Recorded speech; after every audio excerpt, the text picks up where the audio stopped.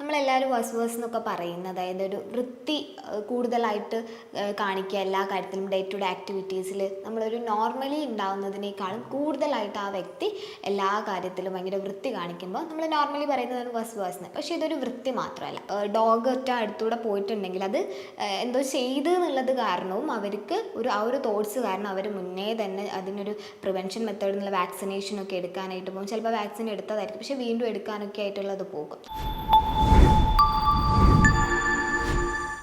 Hello, ഞാൻ വിസ്മയ, ഹെയിലിൻ ഹാപ്പിനെസ്സിലെ consultant സൈക്കോളജിസ്റ്റാണ്. ഇന്ന് നമ്മൾ ഡിസ്കസ് ചെയ്യാൻ പോകുന്ന ടോപ്പിക് ഒബ്സസീവ് കമ്പൾസീവ് ഡിസോർഡർ അഥവാ OCD കുറിച്ചാണ്. നമ്മളെല്ലാവരും വസ്വേഴ്സ് എന്നൊക്കെ പറയുന്നത് അതായത് ഒരു വൃത്തി കൂടുതലായിട്ട് കാണിക്കുക എല്ലാ കാര്യത്തിലും ഡേ ടു ഡേ ആക്ടിവിറ്റീസിൽ നമ്മളൊരു നോർമലി ഉണ്ടാവുന്നതിനേക്കാളും കൂടുതലായിട്ട് ആ വ്യക്തി എല്ലാ കാര്യത്തിലും ഭയങ്കര വൃത്തി കാണിക്കുമ്പോൾ നമ്മൾ നോർമലി പറയുന്നതാണ് വസ്വേഴ്സ് എന്ന്. പക്ഷേ ഇതൊരു വൃത്തി മാത്രമല്ല. എന്തൊക്കെ കാര്യങ്ങളാണെന്ന് നമുക്ക് നോക്കാം. ഇതിൽ ഒബ്സഷനും കമ്പൽഷനും ഒരുമിച്ച് വരുമ്പോഴാണ് നമുക്കതിനൊരു OCD ഒബ്സസീവ് കമ്പൾസീവ് ഡിസോർഡർ എന്ന് പറയാൻ പറ്റുക. ഒബ്സഷൻ എന്ന് പറയുമ്പം അതായത് റിപ്പീറ്റഡ് ആയിട്ട് നമ്മുടെ മൈൻഡിൽ വരുന്ന തോട്ട്, അതിൽ പ്രത്യേകിച്ച് ഒരു യുക്തിയൊന്നും ഉണ്ടാവില്ല. ലോജിക്കലി ചിന്തിക്കുന്ന സമയത്ത് അവിടെ ഒരു കാര്യം ഉണ്ടാവില്ല. പക്ഷേ നമ്മുടെ മൈൻഡിൽ റിപ്പീറ്റഡ് ആയിട്ട് അനാവശ്യമായിട്ട് ഇങ്ങനെ ആ തോട്ട്സ് വന്നുകൊണ്ടിരിക്കും. അതേസമയം നമുക്കതിനെ കൺട്രോൾ ചെയ്യാമെന്ന് വെച്ചാൽ പോസിബിൾ അല്ല, കൺട്രോൾ ചെയ്യാൻ പറ്റില്ല.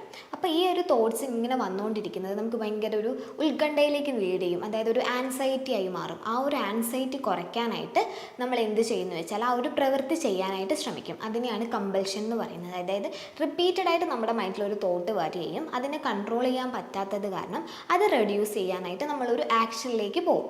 അതാണ് കമ്പൽഷൻ എന്ന് പറയുന്നത്. ഓക്കെ, ഇത് കൂടുതലായിട്ട് നമുക്ക് ഇപ്പോൾ കണ്ടുവരുന്നത് ഒരു ചെക്കിങ് കമ്പൽഷൻ എന്ന് പറയും. അതായത് ഇപ്പോൾ ഡോറൊക്കെ ക്ലോസ് ചെയ്തോ എന്നുള്ളൊരു കൺഫ്യൂഷൻ, അല്ലെങ്കിൽ അത് കൺഫ്യൂഷൻ തീർക്കാനായിട്ട് വീണ്ടും അങ്ങോട്ട് പോകുന്നതായിട്ടും വേണം. അവിടെ ഒരു ഒബ്സഷൻ എന്ന് പറയുന്നത് ഡോറ് ക്ലോസ് ചെയ്തു എന്നുള്ള ഒരു റിപ്പീറ്റഡ് ആയിട്ട് മൈൻഡിൽ വരുന്നൊരു തോട്ട്.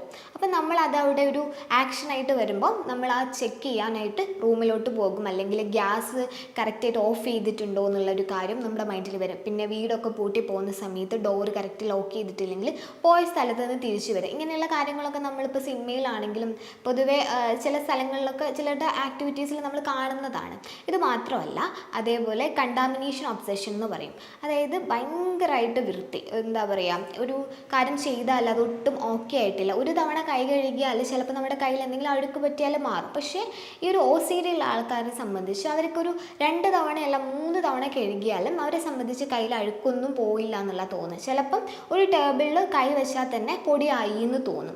ആ ഒരു തോന്നൽ കാരണം അവർ കൈ കഴുകാനായിട്ട് പോകും. കൈ കഴുകുന്നത് ഒരു 2 3 പ്രാവശ്യം ചെയ്താലൊന്നും അവർ സ്റ്റോപ്പ് ചെയ്യില്ല. ഒരു 10 തവണയെങ്കിലും ചെയ്താൽ മാത്രമേ അതൊരു വൃത്തിയായി എന്ന് അവരെ സംബന്ധിച്ച് തോന്നും. ഒരു പൊടി കയ്യിൽ പറ്റിയാൽ ഒരു 2 3 തവണ കഴുകിയാൽ അത് മാറി. പക്ഷെ അവരത് മനസ്സിലാക്കുന്നില്ല.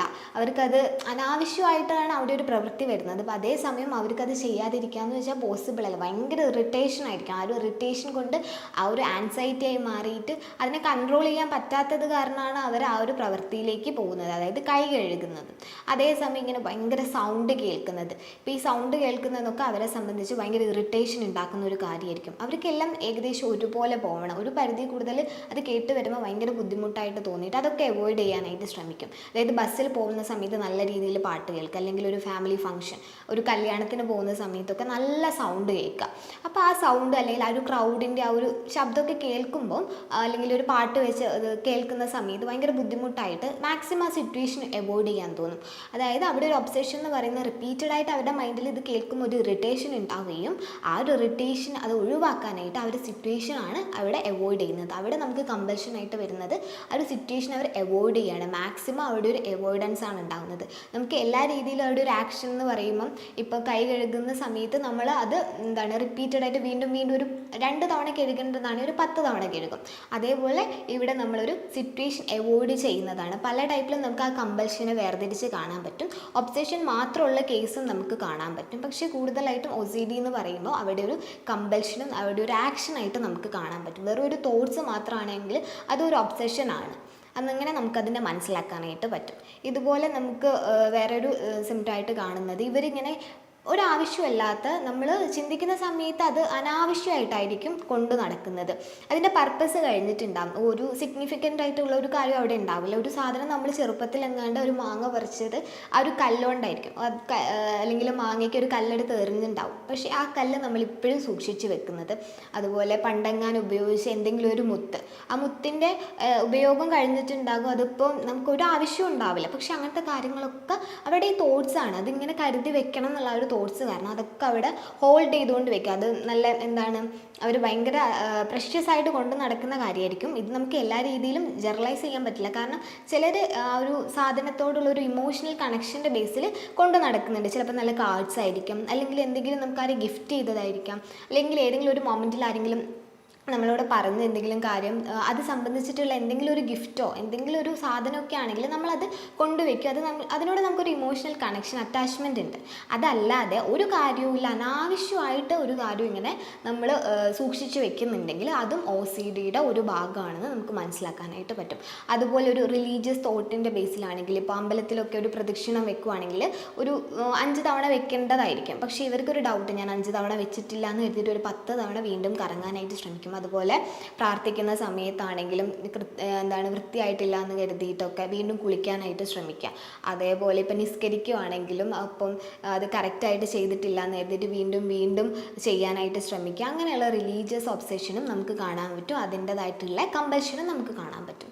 അതുപോലെ നമുക്ക് കാണാൻ പറ്റുന്നതാണ് ഇപ്പം കുളിച്ചിട്ട്, നേരത്തെ കണ്ടാമിനേഷൻ ഒബ്സെഷനിൽ നമ്മൾ പറഞ്ഞതുപോലെ കുളിക്കുന്ന സമയത്ത് ഇപ്പോൾ വൃത്തിയായില്ല എന്ന്, കൈ കഴുകുന്നത് പോലെ കുളിച്ചിട്ട് വൃത്തിയായില്ല എന്ന് തോന്നിയിട്ട് ആ ആൾ ഒരു 10 തവണയെങ്കിലും ഡെയിലി കുളിക്കാനായിട്ട് ശ്രമിക്കും. അതായത് അയാൾക്ക് തന്നെ അറിയാം ഞാൻ കുളിച്ചിട്ട് വൃത്തിയായിട്ടില്ല എന്ന്. അപ്പോൾ വീണ്ടും വീണ്ടും കുളിക്കാനായിട്ട് അയാൾ ശ്രമിക്കും. ഇപ്പോൾ ടൈം തന്നെ ഒരു ഡെയിലുള്ള പകുതി സമയം അല്ലെങ്കിൽ 3/4 ഭാഗവും കുളിക്കാനായിട്ട് പോകും.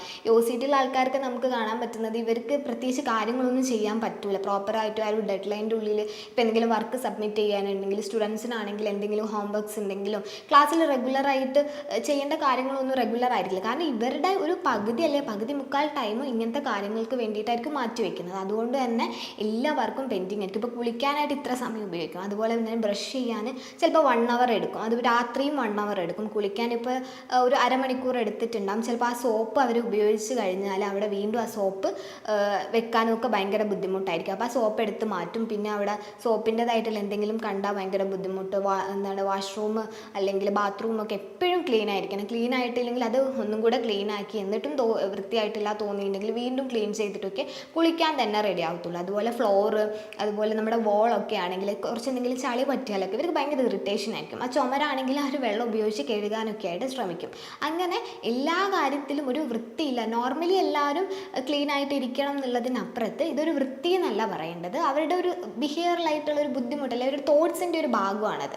ഒരുപാട് അവരുടെ മൈൻഡിലോട്ട് ഇങ്ങനെ തോട്ട്സ് കടന്നു വരികയും വൃത്തിയായിട്ടില്ല എന്ന് തോന്നിയിട്ട് ആ ഒരു ഇറിറ്റേഷൻ ഒരു ആൻസൈറ്റി ആയി മാറിയിട്ട് അവർ ആ പ്രവൃത്തി മാക്സിമം ആ ഒരു തോട്ട്സ് അവോയ്ഡ് ചെയ്യാനായിട്ട് ആ പ്രവൃത്തിയിൽ ഏർപ്പെടുന്നതാണ് OCD എന്ന് പറയുന്നത്. അതുപോലെ നമുക്ക് കാണാവുന്ന വേറൊരു സിംറ്റംസ് എന്ന് പറഞ്ഞാൽ ഇവർ ഇപ്പോൾ അമ്പലത്തിൻ്റെ മുന്നിൽ കൂടെയൊക്കെ പോവുകയാണെങ്കിൽ ഇവരുടെ മൈൻഡിൽ ഇങ്ങനെ തോട്ട്സ് വന്നുകൊണ്ടിരിക്കും. ഇപ്പോൾ എന്തെങ്കിലും ഭഗവാൻ എന്തെങ്കിലും തെറി വിളിക്കുക എന്നൊക്കെ ഉള്ളത്, ആ ഒരു ടെൻഡൻസി കാരണം എന്തെങ്കിലും തെറി വിളിച്ചു പോകും. പക്ഷേ ആ തെറി വിളിച്ചതിന് ശേഷം ഭയങ്കര റിഗ്രറ്റ് ആയിരിക്കും. അയ്യോ ഞാൻ ചെയ്തത് എന്തോ തെറ്റാണ്, അപ്പോൾ അങ്ങനെ വിളിക്കാൻ പാടില്ല എന്ന് കരുതിയിട്ട് പിന്നെ അതിനുള്ള കുമ്പസാരങ്ങളായി. അപ്പോൾ അത് അവരുടെ മൈൻഡിൽ ഇങ്ങനെ വന്നുകൊണ്ടിരിക്കുന്ന തോട്ട്സാണ്. അതുപോലെ തന്നെ ഇപ്പോൾ ഡോഗ് ഒറ്റ അടുത്തൂടെ പോയിട്ടുണ്ടെങ്കിൽ അത് എന്തോ ചെയ്ത് എന്നുള്ളത് കാരണവും അവർക്ക് ആ ഒരു തോട്ട്സ് കാരണം അവർ മുന്നേ തന്നെ അതിനൊരു പ്രിവെൻഷൻ മെത്തേഡ് എന്നുള്ള വാക്സിനേഷനൊക്കെ എടുക്കാനായിട്ട് പോകും. ചിലപ്പോൾ വാക്സിൻ എടുത്തതായിരിക്കും, പക്ഷേ വീണ്ടും എടുക്കാനൊക്കെ ആയിട്ടുള്ളത് പോകും. ആ രീതിയിലും നമുക്ക് ഒബ്സെഷനെ അല്ലെ OCDനെ നമുക്ക് കാണാനായിട്ട് പറ്റും. ഇത്തരം കേസുകളൊക്കെ നമുക്ക് നോർമലി കാണുന്നത് ചിലപ്പോൾ ചെറിയ സിംറ്റംസ് ഒക്കെ നമ്മൾ കാണുമ്പോൾ അതൊന്നും ഒരു OCD എന്ന് പറയാൻ പറ്റില്ല. കാരണം ഒരു വൃത്തി എന്നുള്ളതിനപ്പുറത്ത് ആ ആളുടെ ഡേ ടു ഡേ ലൈഫിനെ നല്ല രീതിയിൽ നെഗറ്റീവായിട്ട് ബാധിക്കുന്നുണ്ടോ നോക്കുക. അയാൾക്ക് പ്രോപ്പറായിട്ട് അയാളുടെ ആക്ടിവിറ്റീസ് ഒന്നും ചെയ്യാൻ പറ്റുന്നില്ല. മുഴുവൻ സമയവും ഇങ്ങനത്തെ ഓരോ കാര്യങ്ങളിലാണ് ടൈം സ്പെൻഡ് ചെയ്യേണ്ടത്. ആൾക്ക് വൃത്തിയായി എന്ന് തോന്നില്ല, അയാൾക്ക് പല തോട്ട്സ് ചെക്ക് ചെയ്യണമെന്ന് തോന്നുക, അല്ലെങ്കിൽ ഇങ്ങനത്തെ റിലീജിയസ് ഒബ്സെഷൻ വരുക, അല്ലെങ്കിൽ കുറേ കാര്യങ്ങൾ ആവശ്യമില്ലാത്ത കാര്യങ്ങൾ ഇങ്ങനെ ശേഖരിച്ചുകൊണ്ട് വരിക. പിന്നെ എന്തെങ്കിലും കാര്യങ്ങൾ ഇങ്ങനെ കരുതി വെക്കുന്ന സ്വഭാവം എല്ലാം എപ്പോഴും ഒരു ഭയങ്കര പെർഫെക്ഷൻ ആണെന്നും അയാൾക്ക് തോന്നുന്നുണ്ടെങ്കിൽ നമുക്ക് പറയാം ഇയാൾക്കൊരു OCD ഉള്ളതാണെന്ന്. ഒരു കേസ് ഞാൻ പറയാം. അതായത് തൊട്ട് മുന്നേ ക്ലിനിക്കിൽ വന്നൊരു കേസായിരുന്നു. അപ്പോൾ ആ ഒരു ഹസ്ബൻഡ് ആൻഡ് വൈഫാണ് വന്നത്. അപ്പം ഭാര്യ എൻ്റെ അടുത്ത് പറഞ്ഞൊരു കാര്യം എന്ന് വെച്ചാൽ ഹസ്ബൻഡിന് ഒട്ടും വൃത്തിയില്ല. ആൾ വലിയ തേക്കാനൊന്നും അധികം സമയം എടുക്കില്ല, കുളിക്കൂല, ഡ്രസ്സൊക്കെ ആണെങ്കിലും അലക്കിയിട്ട് ഇടുന്നത് അലക്കി ആറിയിട്ടത് സ്ഥലം എന്ന് വെച്ചാൽ ഭയങ്കര വൃത്തികേടായിട്ടായിരിക്കും ഉണ്ടാവുക. അങ്ങനെ നീറ്റായിട്ടൊന്നും കണ്ടില്ല. ബെഡ്റൂം ആണെങ്കിലും പിന്നെ ഫ്ലോറൊക്കെ ആണെങ്കിലും എപ്പോഴും വൃത്തികേടാണെന്നുള്ള കാര്യമൊക്കെ. അപ്പോൾ ഞാൻ ഹസ്ബൻഡുമായിട്ട് സംസാരിച്ച സമയത്ത് മനസ്സിലായത്, അപ്പോൾ ഈ ഭാര്യയ്ക്ക് എന്താണ് ഒരു തവണ കുളിക്കുന്നതോ അല്ലെങ്കിൽ ഒരു 10 മിനിറ്റ് 15 മിനിറ്റ് പല്ല് തേക്കുന്നതോ ഒന്നുമല്ല. ഭാര്യ ഒരു മണിക്കൂറാണ് ഡെയിലി പല്ല് തേക്കാൻ രാവിലെ ഉപയോഗിക്കുക. അതേപോലെ രാത്രിയും അതേ ടൈം എടുക്കും. കുളിക്കുക എന്ന് പറഞ്ഞാൽ 3 നേരം കുളിക്കും. ഓരോ സമയവും ഒരു 1.5 മണിക്കൂർ എടുത്തിട്ടാണ് കുളിക്കുക. ഇപ്പോൾ ഫ്ലോറൊക്കെ ഡെയിലി ഇപ്പോൾ ഒരാൾ റൂമിലോട്ട് വന്നാൽ വീട്ടിലോട്ട് വന്നാൽ ആൾ പോയതിന് ശേഷം വീണ്ടും വൃത്തിയാക്കും, കഴുകും. അപ്പോൾ ബാത്റൂം പുറത്തുനിന്ന് ഒരാൾ യൂസ് ചെയ്താൽ ആൾ പോയി കഴിഞ്ഞതിന് ശേഷം അതെല്ലാം ക്ലീൻ ചെയ്തിട്ട് മാത്രമേ ഇയാൾ കയറത്തുള്ളൂ. അതുപോലെ ബെഡ്റൂം ആണെങ്കിൽ ഡെയിലി അടിച്ചുവാരി ക്ലീൻ ചെയ്ത് വീണ്ടും ബെഡ്ഷീറ്റ് ഡെയിലി മാറ്റും. ഈ രീതിയിലായിരുന്നു ഭാര്യയുടെ ഒരു ബിഹേവിയർ എന്ന് പറഞ്ഞാൽ. ആക്ച്വലി നമ്മളപ്പോൾ സംസാരിച്ചപ്പോഴാണ് ആൾക്ക് ഒരു OCD ഉണ്ട്. ഇപ്പോൾ ഹസ്ബൻഡിന് ഒരു പ്രശ്നമാണെന്ന് പറഞ്ഞായിരുന്നു ഭാര്യ ക്ലിനിക്കിൽ വന്നത്. പക്ഷേ നമ്മൾ സംസാരിച്ച സമയത്ത് ഡയഗ്നോസ് ചെയ്തത് ഭാര്യയ്ക്കാണ് ആക്ച്വലി ഒരു പ്രശ്നമുള്ളത്, ആൾക്കൊരു OCD ട്രേറ്റ് ആണെന്നുള്ളത്. ഇത്തരം കേസുകൾ നമ്മൾ കണ്ടാൽ ഒരു സൈക്കോളജിസ്റ്റിനെ റെഫർ ചെയ്യാണ് വേണ്ടത്. അപ്പോൾ അതിന് വേണ്ട ട്രീറ്റ്മെൻറ്റും കാര്യങ്ങളൊക്കെ എടുത്തിട്ട് നമുക്ക് ഇത് മാറ്റിയെടുക്കാൻ പറ്റുന്നതായിട്ടുള്ള ഒരു ഇഷ്യൂ ആണ്. അപ്പം വേണ്ട വിധത്തിലുള്ളൊരു കൺസൾട്ടൻറ്റ് സൈക്കോളജിസ്റ്റിനെ നമ്മൾ റെഫർ ചെയ്ത് കൊടുക്കുക. ഓക്കെ, അപ്പോൾ ഇതുപോലുള്ളൊരു ഇൻഫോർമേറ്റീവ് വീഡിയോ ആയി നമുക്ക് വീണ്ടും കാണാം. Thank you.